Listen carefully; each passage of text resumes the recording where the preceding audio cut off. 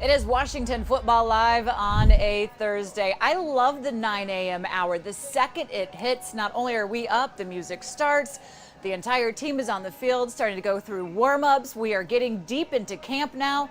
Are we deep, though, really? Actually, it's just a couple days in pads. It's kind of deep. I mean, these guys understand. I'm sure their body feeling it, because regardless if you have to pass on or not, that body starts saying, hey, I'm getting tired of this same old same every morning. But we don't have to go through that. So No, I was talking Thomas Davis Sr. and Adrian Peterson. I was chatting with both of them about they had a vet day yesterday. Yeah. They said, man, it was needed. I love I it. said, you've been in pads for 2 days, and they needed the vet day. Them vet days are like holidays. I mean, when I first started taking my vet days, I was almost feeling guilty because I felt like, man, I'm not practicing and these guys out here going through it. But the next day after that vet day, you can really feel a difference in your body. So guys like those guys, the dinosaurs of this game, they need those vet days. It doesn't seem fair to call them dinosaurs. They're 36 years old? Yeah. Well, Dinosaurs. we don't honestly want to be considered old at that age, but the league kind of stamps us with that. Yeah. So we have to, wear it well. Well, both of them were expected to make big contributions. Adrian on offense in that run game, and of course Thomas Davis Sr. 16 seasons in, and he wants to be a very formidable, person to go up against in that defense in the linebacking room. We are working our way towards week 1. That'll be against the Eagles, and of course that's going to be the first opportunity you have the chance to see live action because there's no preseason. Kevin Burkhardt of Fox is going to be calling that game, and I chatted with him yesterday about what we can expect. The business, and a friend that I've known for quite a while since I started in this business, Kevin Burkhardt. We go back to our SNY days when you were calling the Mets. I was doing the magazine show, and here you are now. You're a big superstar for Fox. I was going to say the same about you. It's always great to see you and be with you, Julie. We got to get back to the very beginning. Kind of just tell me quickly, if you can, like, how did you first find your way into where you are now? Well, a lot of help and a lot of luck and good timing, I guess. I mean, you know how it is, right? I mean, you put your best foot forward and you hope that people notice it. So I had a lot of people open doors for me. And, the goal is when a door gets open that you step through it and don't fall on your face as you're walking through it. So I've always wanted to do, I'm lucky enough that I've always wanted to do what I'm doing right now. And, I grew up in New Jersey, so I stayed in New York for a long, long time. And when we were together at SNY, primarily covering the Mets, that was really that opened the biggest door to do national stuff. So I've been out in LA now for over 5 years, which is crazy, working for Fox. And I'm just thankful every day. You say starting with the Mets there, but you've been right now totally immersed in baseball, but you also called the Nationals winning their World Series. So it was cool to see you then, but you're also going to be calling the Washington football team and the Eagles' first game in week 1. I mean, what are the biggest differences for you in switching between sports? Yeah, it's, there's a lot of difference. I mean, that world, look, the World Series is nothing like it, right? Being in that atmosphere, it was only strange in the sense that the visiting team won every single one of those games. So, the crowd's going crazy and everything. And then at the end, the visiting team wins. So it's kind of anticlimactic. But, football has always been, I love baseball, but football, like Sunday for me, even when I was a little kid, like my family was like Sunday, it was all about Sundays, right? You get your food at the market, you come home and you just watch football all day long. So the prep is different, the feel is different. And, I think for football, the immediacy, because it's only 16 games. It's just something about that I love. And look, you and I know it'll be a little different this year, without fans or with a few fans, as we're learning some of these teams are doing. But I still think there's just like that electricity, that Sunday morning when you smell the grass, and I don't know, there's nothing like it. Yeah. Can you even kind of grasp what it's going to be like being in a stadium that's empty? Because that's what it's going to be when you do come here to FedEx. And right now you're calling baseball games from home, which adds a whole different element that's challenging as well. Yeah, I mean, it's so weird. I never thought in a million years I'd be, calling games on television from a television, but that's essentially what's going on. So I'm excited just to be out of the games. And I don't know what it's going to be like. I don't know, if it's an advantage or a disadvantage. Like, for a visiting team, is it a lack of pressure now because you don't have the fans all over you? I think sometimes, like some of the baseball players have said, there's those moments, those big moments where you don't have like the energy that you kind of need from the crowd. So I think that'll be a little bit of a challenge at sometimes for these players and these teams. I mean, I think of like a whole, I think of week 1, right? And, the defense needs to stand and the crowd's on their feet. So the crowd isn't on their feet. There's no crowd. So how do they handle that? How do they get that energy, that emotion, on a 3rd and 10 where they need to get off the field? I think that's a fascinating part of this year, how it's going to play out. I'm not sure. It'll be fun to watch. Well, we'll look forward to your call, although I'm going to be busy myself. So I won't, I usually typically, whenever you're here, I always make sure I turn the broadcast up so I can hear you. That won't happen this year. I'm going to be busy myself in the booth. But there's so many changes going on here in Washington. Washington football team, you have to get used to being able to say that to begin with, but also under new leadership of head coach Ron Rivera. I mean, I know you're seeing all the changes that are going on. It is a new era. It is a new day for this team. You're familiar with a little bit about Rivera and what he does bring to the team as well. Yeah, first of all, I was going to say I'm looking forward to your call. So that's really cool for me to say as someone who's known you for a long time. But I think Rivera symbolizes a lot for this team. Clearly it's kind of a rebirth in some ways. Look, they got their young quarterback, we know that, but it's kind of like finding their footing, the way I look at it. And you hire a guy who is one of the most respected guys in the league, who is a great coach, who's always gotten so much out of his teams, and as respected as anyone in the league. So I think when you start with that, he's kind of the rock, and then everything kind of grows out from there. And I just think that was a good precedent to start with Ron. So, I think that the basics are going to be covered. This is going to be a sound football team. That they're going to have leadership and respect, which I think is so big for a team that is, young in a lot of areas, unsure in a lot of areas, and just trying to surge forward and win the division. You forget a couple years ago when Alex Smith was healthy, they were winning the division. And I think people forgot about that. They were playing well, and they've kind of lost their way since then. So it's kind of ironic now with Ron that Alex is back in the mix and taking second team reps. And I think it's a fascinating thing. I think it's an interesting time for Washington. I really do, because there's a lot that can happen, and I think that could surprise a lot of people. It's wild when you just think about the injury Alex went through and that he is working his way back. I mean, he's got a lot of steps to go before he actually does get in the game and is active on the roster. But it's a great story no matter. And you also take Dwayne Haskins Jr. I mean, you called some of those games last season where he was a rookie and a bit lost, trying to find his way and figure this out as he transitions to the NFL. A lot of players are saying they see a certain amount of growth and confidence and maturity in him. When you do look back at kind of like rookie quarterbacks and kind of how they progress in their second season, what can you think you would expect from Haskins now that he has command of the huddle? Well, I think that, when you look at it, you can look at maybe a guy in the division who they're going to see week one, like Carson Wentz, right? I mean, he showed you some good things in his first year, and then all of a sudden took off the next year. It's kind of like you get your feet on the ground, maybe you take a couple punches, and you're like, okay, where is everything? And then you get used to it and you get settled in and you learn from your mistakes. He's obviously got the talent, right? He's got to learn how to make some throws on time and just grow. And I think that's what you're seeing. You're around him every day, Julie. The one thing I'll say about Alex Smith, the beautiful thing for Washington is this. Look, he's going to compete. He wants to win the starting job. And heck, he might. I mean, he's there's a reason his track record is what it is. But you talk to Patrick Mahomes, and I have, about Alex Smith and what he meant to Patrick Mahomes when Mahomes came into the league. Because remember, Mahomes wasn't starting right away, right? Alex Smith was the guy, and Smith took him under his wing, knowing full well that Mahomes was going to take his job, and could not be a better mentor, friend, leader for Patrick Mahomes. I think that's a great thing for Washington to have that, no matter how that plays out, to have that relationship, to know that Alex is that kind of guy to help Dwayne move forward. And Kyle Allen's young as well. Alex says, look, he's there to help both of them. And both of those quarterbacks have also said that, look, they learn a lot from Alex. So wherever he goes, he's a good guy to have in the quarterback room. That is for sure. Going to maybe to the other side of this team, you have one of the elder guys being Adrian Peterson still going. In under Scott Turner's system, he's going to do a running back by committee. So Adrian's going to be able to have his chances get out there and bring up any more yards. He's trying to climb up the all-time history books. He's already at the top of so many. Where do you put him when it comes to all the running backs you've covered and where he fits in history? He's amazing. I mean, he's just amazing.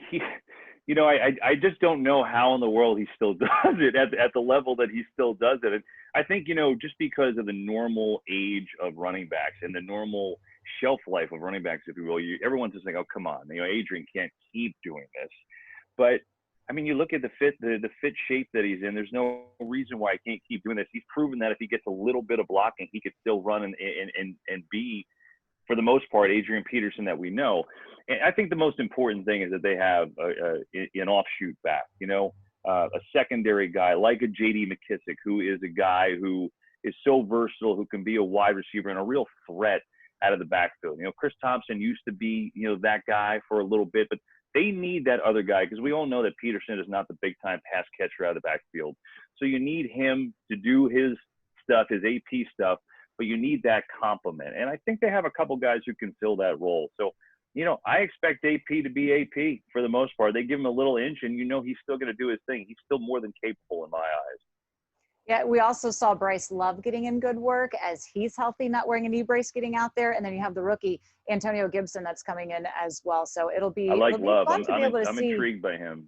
Yeah, I am as well. Was up for the Heisman. I was able to chat with him during the spring, and he says he's ready to go. So should he stay healthy, I think the running game will be a fun area to watch on this team going forward.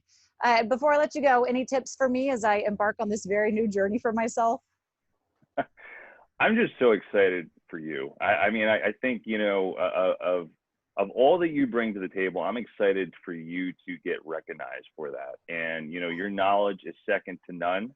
Your skills are second to none, and just your personality is going to come through. So I am excited, and I know the fans are lucky to be able to get to hear you every week and for you to be the face of the Washington football team.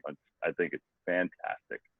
That's what it's all about, is keeping the fans happy. They've been hanging on to this team for so long. They deserve to have a good broadcast. I hope I live up to the expectations. Be patient and forgiving with me, everybody out there listening. Kevin, appreciate you joining. Thanks, Julie. I paid him to say that about me, by the way. Just kidding. Kevin's been a good friend. It is now time for the warm-up. Tana, you're a good friend, too. Tell us a story about camp. It's hard to give it for 60 seconds, but I'm going to try to be as fast as I can. 05, I get here, come from the Jets, and I want my number. I want number 83. James Strass, a guy who I watched play for so long and respected, he had the number. So I'm just trying to fill out 89 because I don't know nothing about it, didn't want it. They're paying me all this money but never asked me about a number change. And so after 2 days of practice, I'm like, I built up enough courage to say, let me ask him, do he want to, take a wager for it? And the guy told me, I'm a pray on it. I'm like, pray on it? I'm about to give you 50,000. For your number? 50,000 large. Wow. So is that standard? Look, that much money? I didn't know standard. I just felt like that was fair. Oh, okay. So I say, well, if he praying on, I'm gonna go pray on mine too. So I go home and I'm just like, man, give me a sign or something.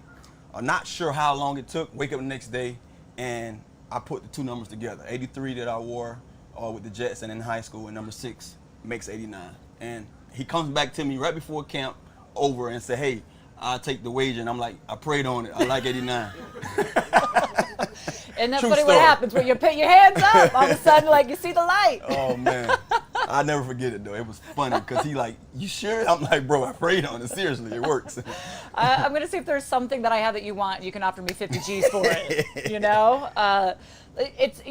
players are superstitious. They have their numbers. They want their numbers. You see that happen all the time. 89 worked for you. It served you well. Yeah. When we come back, now that we're all warmed up and ready for practice, we are going to go to the X's. We're going to play a little game of over-under on the defense. It's expected to be the strength of the team, but how many overs will we have when we come back?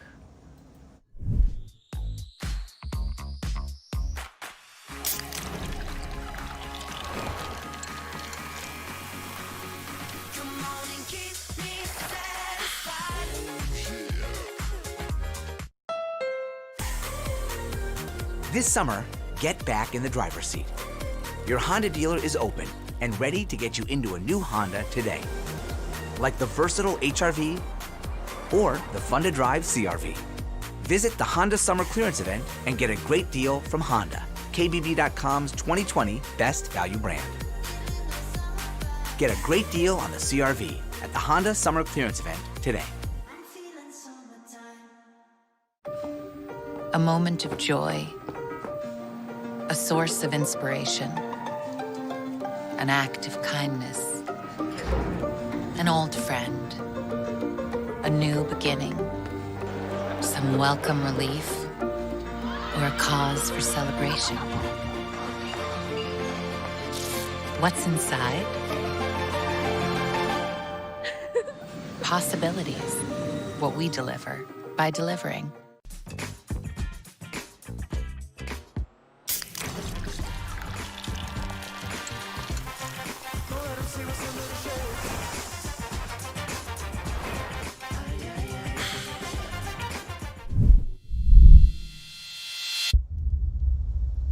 Washington Football Live on a Thursday. It is now time for the X's presented by Pepsi. Julie Donaldson, Santana Moss here with you. We have a lot of fun playing the over-under game, and we want you at home to tweet us your responses. We do show them throughout this show. We want you to be a part of this, and we also like it when you disagree with us a little bit, because you got to keep us accountable, set us straight on a lot of things. Yesterday, we did the offense and pretty much went over for all of them, but it was easy to go over because they really kind of stunk last season with just 3 wins. They did not produce anything to get excited for. But on the defensive front, this is supposed to be the strength of the team. So I'm kind of curious. There's a few I wasn't sure where to go. So here we are. We're going to start with the over-unders. Rushing yards allowed set at 2,200.5. So last season in 2019, they allowed 2,339. Look, the linebacking room should be a bit improved as well. And of course, we know that defensive front should be improved. So where would you go for rush yards allowed? I say just from the setup alone, you have to think about it. That 4-3 defense is going to allow those linebackers to really roam and go out there, play sideline to sideline. And, Del Rio already said that he wants linebackers to be able to do that, to be able to run sideline to sideline and make plays. I see them going under. The year before, they was under, and the defense was okay. Last year, they just sucked. So I can see them easily going under this year. I picked under as well. You have to be able to stop the run, especially when you have Saquon Barkley and Zeke Elliott coming at you. You cannot let those guys, I feel like last year at times, they were able to just do whatever the heck they wanted, and it ticked me off. I mean, certain guys are going to get their yards, that's to be expected, but the numbers that guys was putting up on us last year, it just was unbelievable at times. So I see a better outing from those guys this year. When it comes to passing yards allowed, it's set at 3,600.5. Last year they allowed over 3,800 passing yards. Look, the front's going to be able to help them in this area. I'm still a little uncertain about the secondary, and last year the secondary is atrocious. Like, they had so many miscommunications and issues. Chris Harris says a lot of that starts in the meeting room. Yeah. And being able to communicate with each other. So I would feel like a slight improvement is going to be better than anything they had last season. It was almost embarrassing the way that they were getting the calls really late for one thing. Yeah. The snap was going on, they're getting the calls, they're trying to communicate it all the way back, and how can you be set? This year, hopefully that won't be an issue. Yeah, it's hard to even say over for any of these things because you just have to expect a better defensive outing. When the scheme is better, these guys will understand, like you just mentioned, and they will play better. And the first thing that all the coaching staff said on the defensive side, that everyone has to be interchangeable. They have to understand what the next guy's job is about so they can go out there and be able to be called upon and be in that position when needed.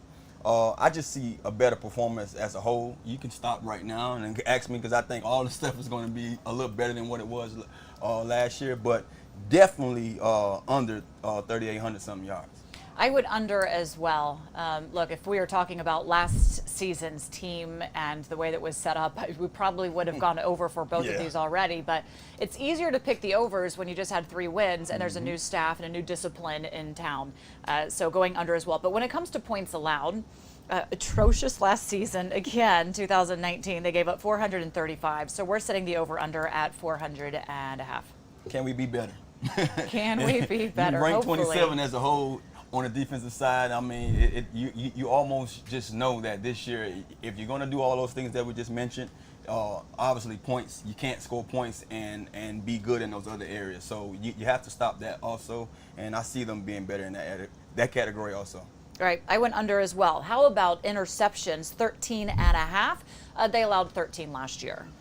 13 seems pretty good, but I just feel like those guys took a very long time of even getting their hands on balls at times. You saw less PBUs. You had 1 or 2 guys that did their thing collectively in that category. When the ball's coming out a little quicker this year, it's going to be a lot of guys getting their hands on balls. And Coach Harris spoke, guys have to know how to catch the ball too also. So I see them winning that category. They was 13.5 the year before, 13 last year. Let's squeeze 1 or 2 more out. But I see them, being better in that category. I took the over for this one. Yeah. I think they're going to be throwing it a lot more. There's a lot of really quick plays. They're still going to be adjusting a good bit. I feel like with some teams, you look at the other fronts that they have they're going up against, they're going to give some opportunities. And plus, I just can't be too much of a homer, so Yeah. I'm going to say over for that one. How about with sacks? 50.5 last year, that was at 46. I see two guys on that defensive front getting double digits. I'm not going to share the names because I want to be that guy. Don't want to be that guy to say this guy, that guy. So I'm gonna leave it up to the fans to kind of chime in and tell me who they think that I'm picking to be double digit guys. But Chase, Ioannidis, yeah, maybe Chase Montez. I don't share yet, but I will share before the season starts. Let's put it like that. But I definitely see him being. This thing is going to be interesting because these guys are going to be fighting to see who have the most sacks. I mean, it's going to be a race for sacks. So we're going to win in that area. Last year alone, Ioannidis led, and he was an interior guy. So I'm very interested in seeing if the guys inside lead that category this year. I see those outside guys taking over again. Kerrigan went down with an injury, so that's the only reason I think that he didn't have double digits last year. So I see us getting more sacks. Yeah, I put over as well. That should be an easy one, especially, I mean, look, we're all just drooling over the opportunities of seeing what it's going to be with Chase out there and the rest on this. So I went over. How about the total defense? 5,900.5 yards last year, well over 600 they gave up. Not being biased, but hey, at the end of the day, look, we basically want to see a big improvement. You're not going to have, these staff come in with their new sets and the different schemes that we're going to put in and expect these guys to suck in that category. So I just see these guys going out there playing better, playing more efficient, playing as a team, not letting their man down, and basically taking, accountability and honing in on some of the things that last year they didn't do very well. So definitely not going to have the outcomes that we saw last year. So I see them being better. I agree with you. Okay. For all the same reasons. On the same page today. Yeah, I think I picked one opposite of you. Yeah, it happens. Look, we are in cahoots. Look, the defense is supposed to be better. The offense should be better. When you go through changes after just 3 wins last season, there's plenty of room for improvement. Where are they going to get this season, and what is the measure of success for them? I think that's going to be a big question. Is it necessarily wins and losses, or is it improvements in kind of everything that we've gone through to be able to see that they are making strides? That's something that we'll keep a close eye on as the season does go along. I'm not really sure the wins and losses is going to be the determining factor this year. I don't think so either, but I'm just interested in just seeing how they do things as a whole. I'm really excited about the atmosphere that I feel already, around the core and the bunch. So it should be something good to see.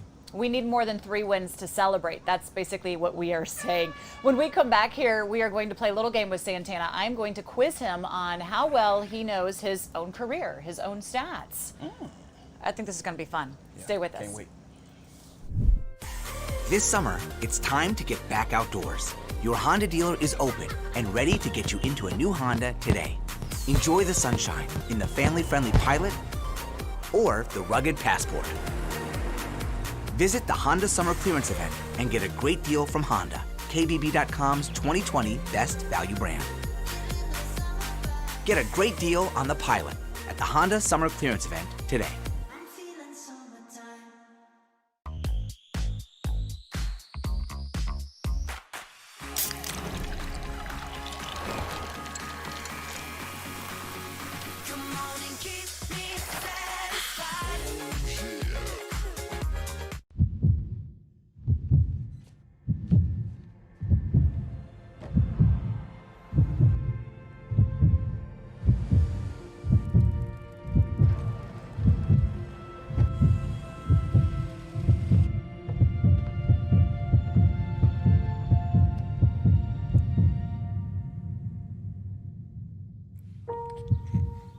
Miracles.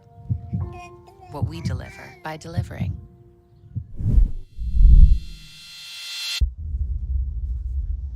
It is time to play a little game with Mr. Santana Moss, the 8 to the 9, 89, on how well you know your own career and what you have accomplished. Do you think you've got all this up in your head? I don't know. Normally I feel like I can remember anything that I've done, but at times I can probably forget. So let's see. All right, here you go. Do you remember? We should do over/under on how many of these you get right, although I don't really know how many there are. All right, so do you remember your very first NFL game? What week was it? I'm starting really easy here, folks. Really easy. Oh, man. Very first NFL game, rookie year. I can't tell you the date, the actual date, but I believe it was like week 12 of 2001, and I played in Miami. I played in Miami against the Dolphins. Okay. I know that much. All right, you do have the Dolphins right. It was week 10, though. That was week 10? Not week 12. Okay. So, Santana, what, you came in, you had an injury to your... I hurt my knee Okay. in training camp. So it took a little bit before he was finally out there. And it was Miami, so it wasn't home. Little of a homecoming for you as well. Do you know the final score? I don't know, because I barely was out there. I was just there.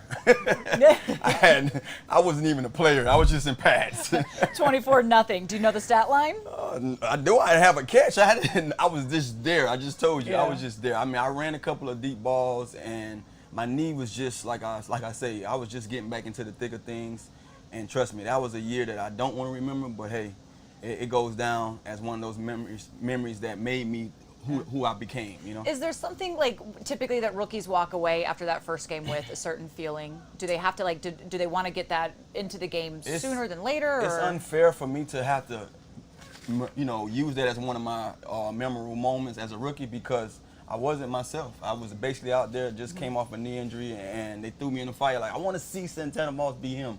And I'm like, man, I'm half of the guy, you know? So, but it's not fair to use that. I think I had to use that next year as my rookie season. Okay, fair enough. Then we'll throw those stats away from that first game. But you were there. Yeah. How many receptions did you have your rookie season? Is it A, 10, B, 14, C, 21, or D, 2? Again, I guess you only played in a few games. I played in a few games. I say two catches, if that. Two catches? Two Yep. catches, 40 yards. Yep, there you go. There go that elephant. There you go. Can you do that little dance again for us? We need to told you I don't do see things that. twice. We need to see that dance. Come on. I told you I don't do things twice. Next time I got you. All right, Joe, we got to make sure when he dances, people get to see that. Yeah, you gotta catch 2 receptions, 40 yards, 16-17, a loss to the New England Patriots. You had 1 reception in a playoff game your rookie season, and that was a loss to Seattle. So how about this playoff game with Washington against Seattle? Do you remember when that game was played? I don't remember when it was played. You said against Seattle? I believe it was in January, so it had to be 2006. And I know it was the second playoff game because we beat Tampa the first playoff game. So let's just take that and That's see. about how I right. remember. January 14th. Okay. Fair enough. There you go. 2006. There you go. Do you remember the final score? I don't. I know. I remember. I got the last pass of the game to try to win the game. We were very close. Man. We was very close. We went deep, and that's all we can do. We tried, you know. Yep. Lost 10-20 at Seattle. Wow. Do you remember your stat line from that game? I think I had about 6 for 100 something in the touchdown. 7 for 103 and a touchdown. Hey. You're close. Hey. Don't sell yourself short. Hey. Don't sell yourself short. You need that I extra reception. I knew I did my part. All right, moving on here. Do you remember your first touchdown in the NFL? First touchdown, I believe it was against Kansas City Chiefs. It was my second year, which was my official rookie season. I'm not sure what week it was, but I knew it was like, oh my God, I'm finally here. And you know what I did with that ball? I gave it to my grandmother. Aw. I gave it to my mom's I love mother. that. I felt like, you can keep a lot of those things. I hated keeping stuff like that. I wanted to give it to the people that I felt like that put me in a situation or put me in that position to be that guy. So I do believe it was against Kansas City, though, my second year in the league. There you go. It was against Kansas City while you were with the Jets. 4 receptions, 57 yards, and a score. All right, so that's 1 score. But what about the first game that you had multi-touchdowns? That's a great question. First game, multi-touchdowns. So it had to be in 2003, I believe. Was it against the Giants and I scored 3 touchdowns in 2003? You did. Yeah. Look at you. See? Let's toot my horn a little bit. Yeah, fair enough. You should. 10 receptions, 121 yards, 3 scores. Where do you rank in franchise history and receiving yards? For the Redskins? If I'm not mistaken, I know it's probably top 5 if I'm not mistaken. No, in receiving yards just for this ball club. Correct. Oh, I believe I'm probably like 7, if I'm not mistaken. You sure? You sure about I that? think 7. I'm not sure. You should go back to your first answer. Top 5? Yeah. 4? Correct. Okay, yeah. I knew it was somewhere. I didn't want to bloat too much, but I knew it was up there. I knew at least top 10.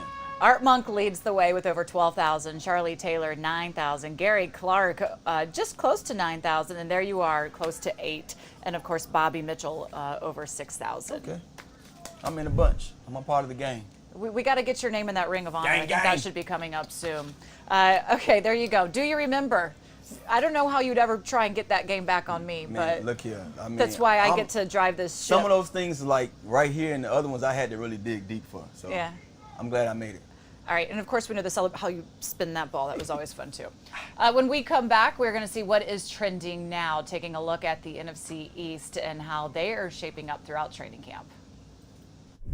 A moment of joy, a source of inspiration, an act of kindness, an old friend, a new beginning, some welcome relief, or a cause for celebration.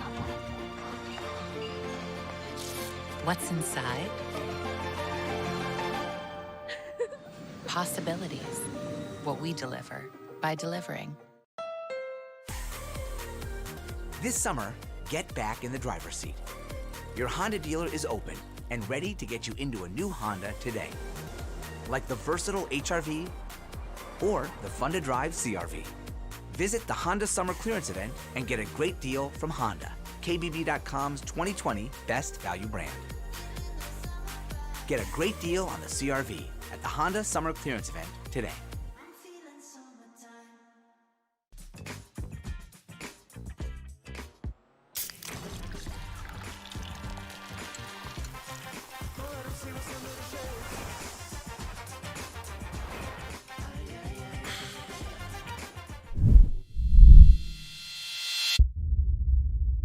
It is time for what is trending, presented by Bank of America. And for this, we bring in the third member of our Washington football team live crew. That would be Logan Campbell. Logan, keep us up to date. What's trending? Thanks, Julie. Well, we're coming up on the end of the third week of training camp. I can't believe 3 weeks has already gone by. It is flying by. But we are going to go behind enemy lines and take a look at how the other teams in the NFC East training camps are going. So we're going to head on up north and check out our first opponent of the season's, the Philadelphia Eagles training camp. Now, we all know the Philadelphia Eagles are always a strong competitor in the NFC East, but so far in training camp, they have had a growing list of injuries. So far, they already have 4 players injured, one of them being their starting running back, Miles Sanders. Now, this is a huge hit to the team. He was expected to be one of the starting running backs, but he suffered a lower body injury. Now, we don't know the extent, but we do know that it is going to be checked out on a week-to-week basis. But we have to be careful of the offense. We all know how powerful of a weapon Carson Wentz is, but I'm sure that our defense can handle it this season based off of everything that I've seen so far in training camp. Now we're going to head a little bit more north and check out what the New York Giants have been up to during their training camp. We all know that Daniel Jones is going to be the starting quarterback for this team, but last season he led the NFL in the most fumbles with 18 compared to Dwayne Haskins, who only had 3. Now, something that he's been really working on during training camp is his ball security, especially in the pocket. Julie Santana, while I was doing my research, I found something really interesting. According to a team reporter for the New York Giants, they said that it is still too early to tell how well their players are playing, and it's too early to judge the overall strength of some of these group positions. Now, by the third week, you would hope that you would have a handle and kind of a judgment on how these players are doing, but something that I do know is yesterday I talked about how ESPN ranked the Washington's talent under 25 at 11th. They ranked the Giants at number 2.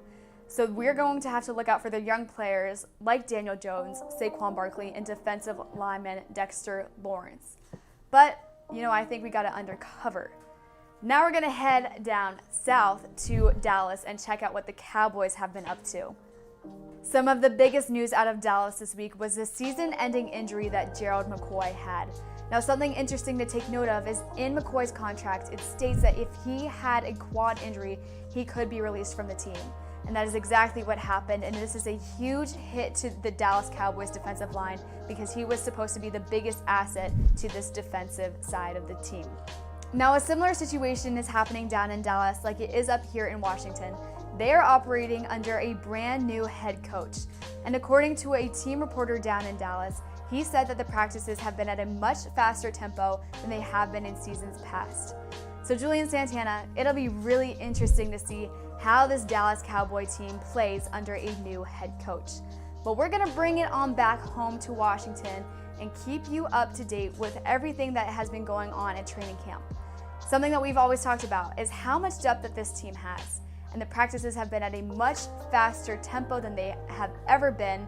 And the intensity that these players have been playing at and the intensity that these coaches have been coaching at is just absolutely insane. We have not seen anything like it before. So Julie and Santana, this leads me to the big question. Based off of everything that you just heard and based off of everything that you have seen so far here in Washington at training camp, how do we think this Washington football team compares to the competitors in the NFC East?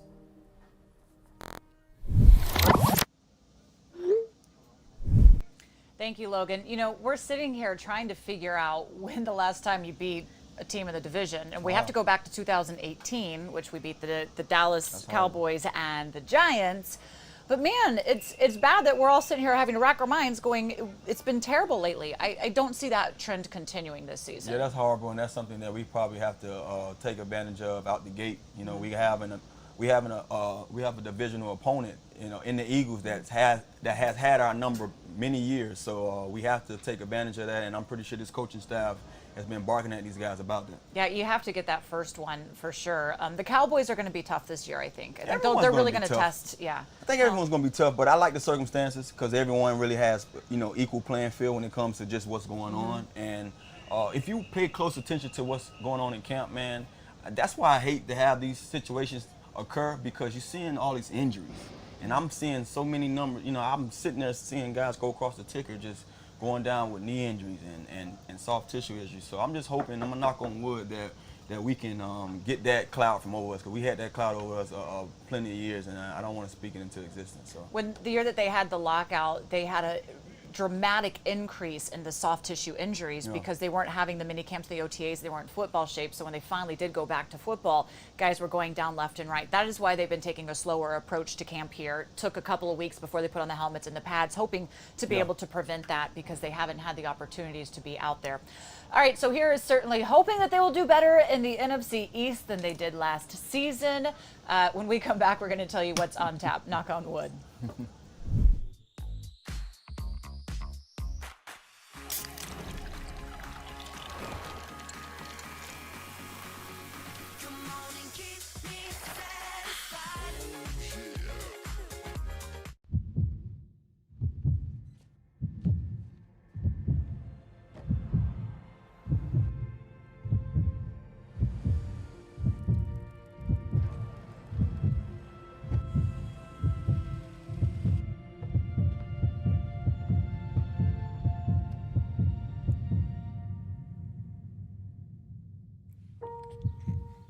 Miracles.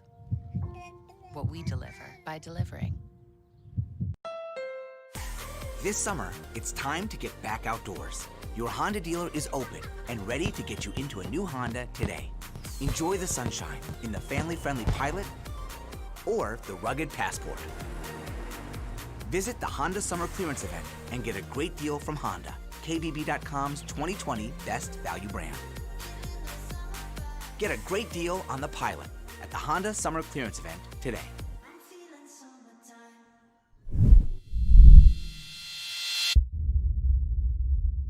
It is time for our post-game speech, but we really have to tell you what's going to be coming up. That will be Ron Rivera as soon as practice is over. He will have a press conference. You can find that on all our social media channels as well. Bryce Love. I think everybody's been waiting to see what he can bring to the table into this offense. Yeah, I've been hearing some good things about him, and just, you know, I'm very interested in just seeing how he makes it out, because I want to see what that running back room, you know, what they have to, you know, in store when it comes to just the many bodies that they have there. He spent the offseason working out with Christian McCaffrey because they went to school together, and you know how much success McCaffrey had in Carolina underneath this offense. So we'll see if Bryce Love can if he comes even close to that. Drop a little Woo, juice. look out. Give him some of the As juice. well, the happy hour show will be coming up at 2:30 today. Antonio Gibson will be joining me for that one as well. Excited to talk with him. He's expected to have a big role in this offense as well. So we're getting a little bit of the running back room today. Make sure that you're around for all of it. Glad to be here today with you for this show. Thanks for joining us. There is no show tomorrow because the players are off. It is their off day, the one day of the week. They don't have that. Monday we might not be here as well because I have jury duty. Good luck. Thanks. I'm If gonna anybody tell has tips for me on heading into jury duty, tweet them at me. I gave you the tip. Tell him you know him. I know him. We went to elementary school. I'm on his side. They're gonna kick you out. We'll see if it works, everybody. If I don't have jury duty, we'll be here. If I get out of it, we'll see. Thanks for joining us today for this Washington Football Live show. We'll see you again, I guess, now on Tuesday.